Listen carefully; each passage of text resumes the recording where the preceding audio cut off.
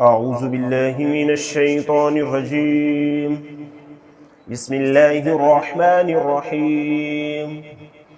تبارك الذي بيده الملك وهو على كل شيء قدير، الذي خلق الموت والحياة ليبلوكم أيكم أحسن عملا، وهو العزيز الغفور، الذي خلق 7 سماوات طباقا ما ترى في خلق الرحمن من تفاوت، فارجع البصر هل ترى من فطور، ثم ارجع البصر كرتين ينقلب إليك البصر خاسئا وهو حسير، ولقد زينا السماء الدنيا بمصابيح وجعلناها رجوما للشياطين وأعتدنا لهم عذاب السعير، وللذين كفروا بربهم عذاب جهنم وبئس المصير.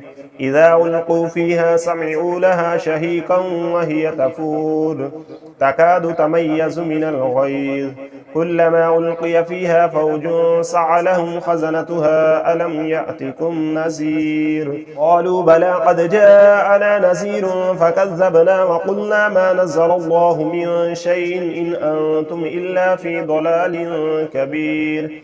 وقالوا لو كنا نسمع أو نعقل ما كنا في أصحاب السعير، فاعترفوا بذنبهم فسحقا لأصحاب السعير.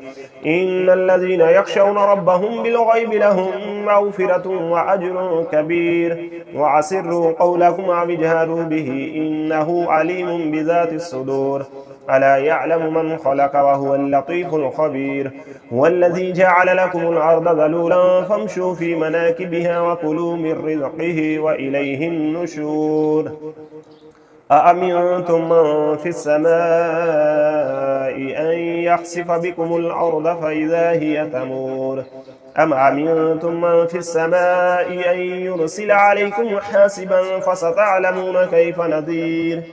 ولقد كذب الذين من قبلهم فكيف كان نكير.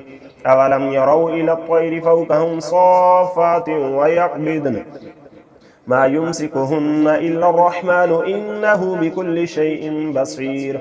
أمن هذا الذي هو جند لكم ينصركم من دون الرحمن إن الكافرون إلا في غرور. أمن هذا الذي يرزقكم إن أمسك رزقه بل لجوا في عتو ونفور.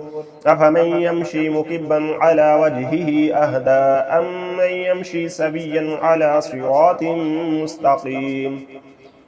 قل هو الذي أنشأكم وجعل لكم السمع والأبصار والأفئدة قليلا ما تشكرون.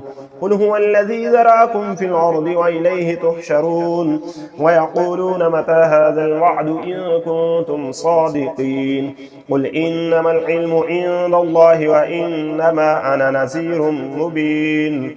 فلما رأوه زلفة سيئت وجوه الذين كفروا وقيل هذا الذي كنتم به تدعون. قل أرأيتم إن أهلكني الله ومن معي أو رحمنا فمن يجير الكافرين من عذاب عليم. قل هو الرحمن آمنا به وعليه توكلنا فستعلمون من هو في ضلال مبين.